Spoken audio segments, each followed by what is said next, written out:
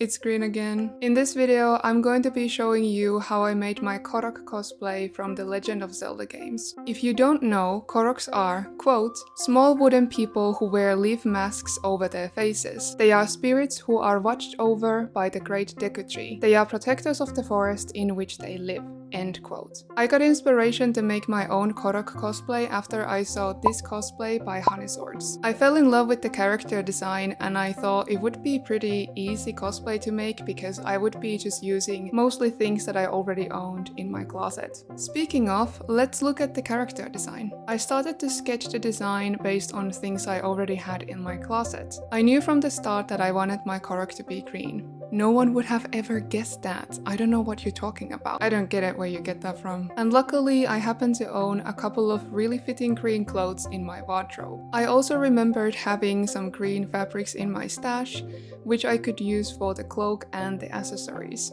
Because Koroks have these stripes, I thought that brown would fit very well with the green. And I knew that I already owned accessories, shoes, and clothes that are brown that would fit for this character design. When it comes to the masks, I ended up choosing this butterfly-shaped mask from the games. To be honest, it wasn't my first choice when it comes to the mask designs, but after I saw this art on my Pinterest, I just knew that I had to choose this one. It just really spoke to me. It felt like, yes, this is me, you know, tired but still happy to be here.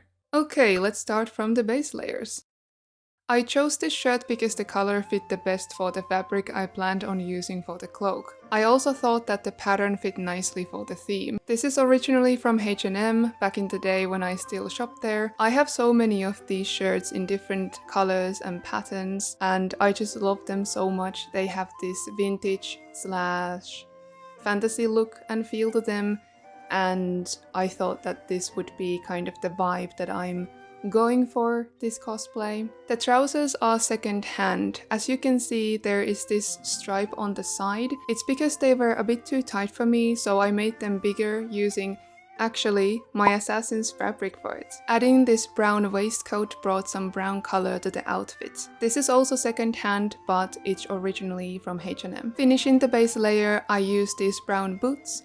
They are just my normal everyday shoes, nothing really interesting about them. And lastly, I added this green wig because, well, I wanted to have a wig. The wig is also second hand. I think I bought it from a convention back in the day. I don't remember when. I think it was Desukon, but anyway, it's second hand. Now that I have the base layer on, you can maybe tell what kind of theme I went with the design. I wanted to have vintage bounding feel to it, or maybe hobbitcore. Along those lines anyway. Now let's add some accessories.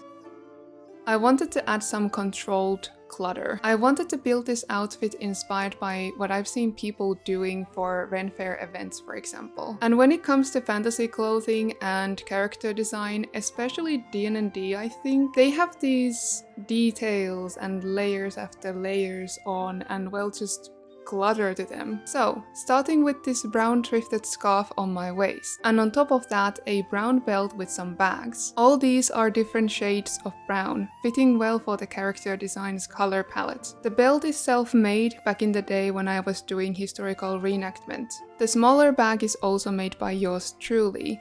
I made it for my medieval outfits to act as a purse, that I don't remember if I ever actually used in real life. The bag was a bit too flat empty, so I just grabbed the nearest thing that I could fit to use as a filling, and I just shoved this fake flower inside. I actually never showed this little Easter egg or behind the scenes secret to anyone, so whoa, exclusive behind the scenes stuff right here.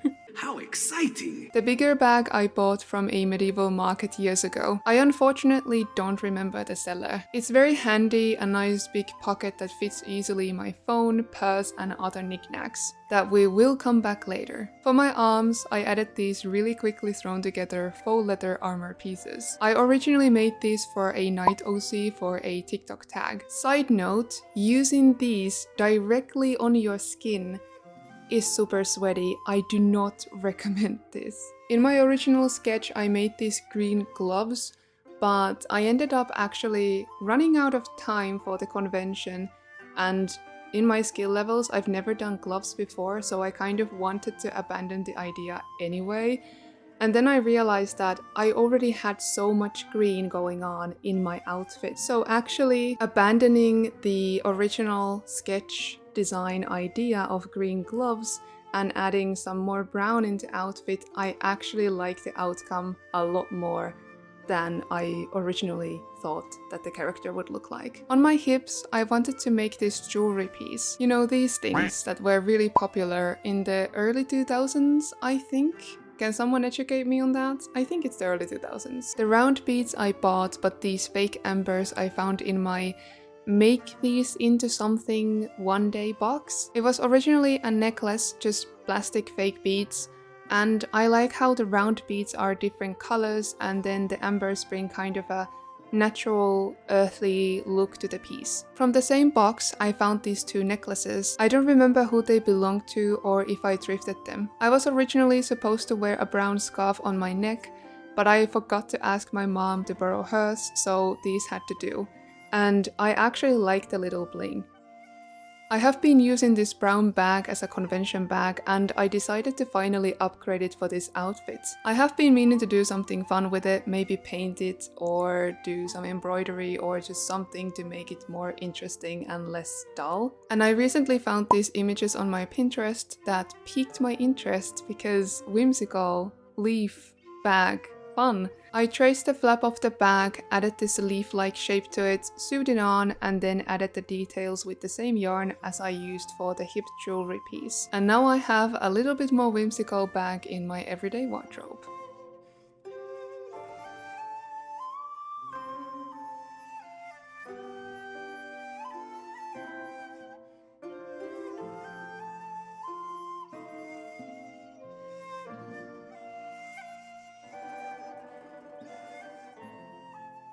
Making the cloak. The cloak was relatively easy to make because I used this already existing one as a pattern. I simply traced it on the fabric I chose for my cosplay.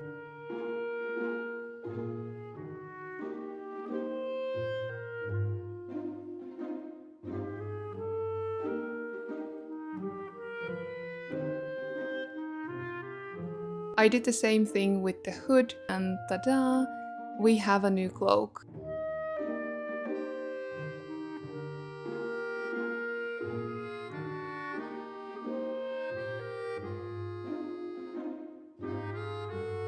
For the horns, I first drew the pattern, then used the same fabric to make them.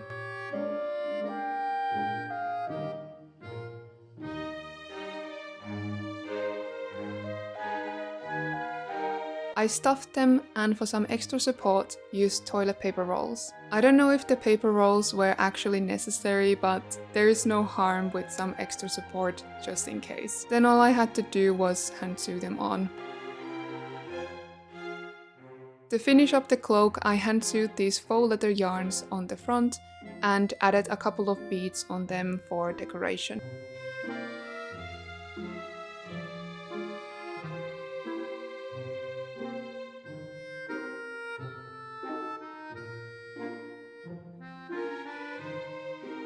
The mask.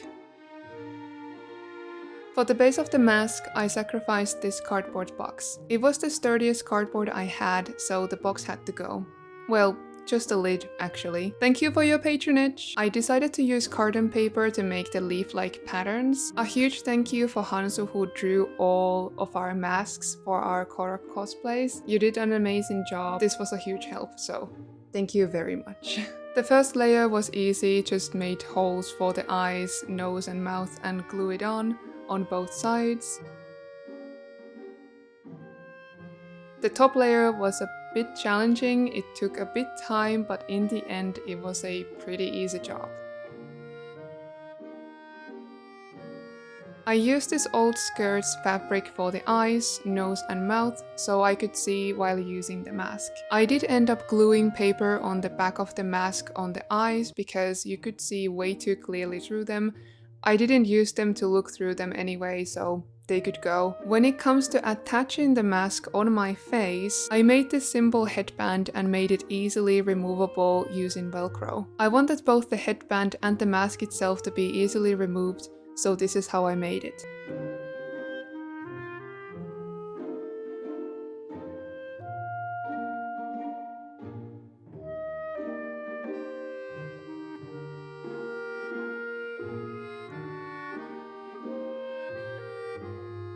The windmill.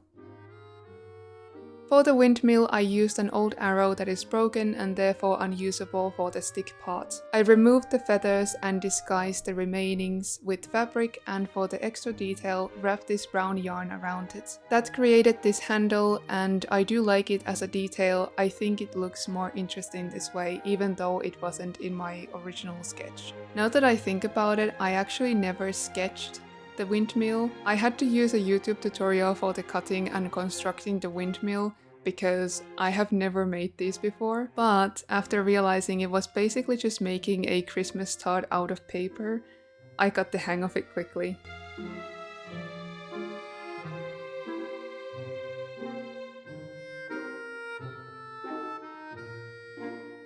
I used this kind of a pin to tie the edges together, curled it around the stick, and finished the job with hot glue and a piece of fabric.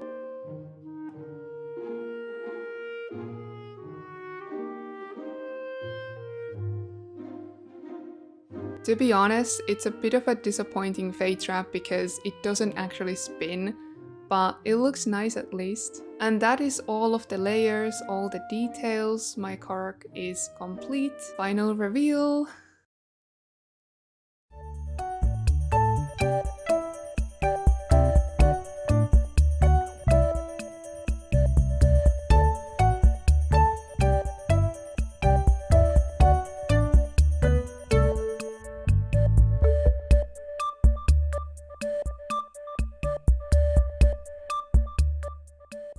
Okay, final thoughts. Overall, I love this outfit. I mean, it's basically like the base layer is just my normal clothes that I use in everyday life. It's just the clutter that is added on top of that like base layer that is not me at all, and that makes it more fun. I love how the mask looks like it's really cute on the other hand, but then on the other hand it looks so creepy. And when it comes to seeing through the mask, I'm really happy that the nose part is so big. So I mainly use the nose, a little bit of the mouth as well, and I can actually see. I mean, I filmed TikToks all by myself using the mask and I was able to do it, but it was a bit of a challenge. I managed. I could just walk around in the convention with the mask on all by myself and I was fine, but it's a bit of a challenge, but I knew where I was going when I started making this, so I knew that it's gonna be interesting, to say the least. I think the mask is okay. The only problem that I ran into during the convention was while we were filming, and I realized that I should have done what I thought in the beginning, that, you know, I have this one headband, as you could see, but I should add another one on top of my head like this, so that it wouldn't slide off. So when we were filming, even though I wasn't really moving that much, I was just standing, walking, crouching. That was before we hippity hopped through the convention for a TikTok. But before that, it was just sliding off a little bit. And I realized later that in the photos, the mask is not in the right position and it kind of, well, ruined some of the pictures. I should really add another headband to their existing headband. But I mean, I was supposed to do this. It was in my original design idea, but I ran out of time and I kind of just got lazy in the end anyway, so I thought it's gonna be fine. I'm not gonna even wear the mask most of the time, which I actually didn't. I only wore it for a while. We went around the convention once, you know, just kind of, hey, look, we're Koroks, and then took some pictures and video, and then it was done. I didn't really wear the mask that much, but I still would like to do that correction there. And coming back to the bags that I had on my belt, and especially the bigger bag, when I said previously that it's a good size for fitting my phone and purse, but also some knickknacks, we made these stickers. Here you can see the my little Korok. The color is a bit faded from the original. I'm gonna show the original is here, ta-da! So if you found me, you could get this one. If you found my friend, you could get her one. And if you found both of us, I would also, or her, would give you this acorn. So these were our Korok seeds. In the games, if you find a Korok, they are basically just hidden around the world. You might have to complete some puzzles, or they could be just, I don't know, hiding under a rock. And when you do, they will give you a seed. And with the seeds, you can expand your inventory. It was so fun when people stopped us in the convention to ask for a photo. First of all, because normally no one asks me for a photo in general in conventions, so it always warms my heart if someone does it. And then I just loved seeing people get so surprised and just happy when I asked, "Do you want a reward?" And they were like, "What do you mean? A reward? Like what?" And then when I was like trying to find the stickers, they were like just waiting there and kind of confused, but also just really curious. And when they saw the stickers, I could just see the joy in their eyes, and I was like, yes, this is why I do this. Like, this is so fun. And I think people like them. I can't wait to wear my Korok again and give people stickers, because that was really fun. It really made my day. Anyway, I think that's about it for this video. Thank you so much for watching. I hope this was fun to watch. My name is GreenCosplay, and take care. Nyahaha. Okay, I think this is fine. I think this is done. I was originally supposed to wear a brown scarf on my neck, around my neck. I don't know. I traced the flap on the This is how I made it. What the hell happened to my voice over there? I don't know. Yeah, no. Okay, let's start over. That I have somewhere, but I don't know where. These are our Korok seeds. That's a lot of R's in one. R's. Well. Thank you so much for watching. I hope this was fun to watch. Thank you. No, what do I say? My name is GreenCosplay, yeah.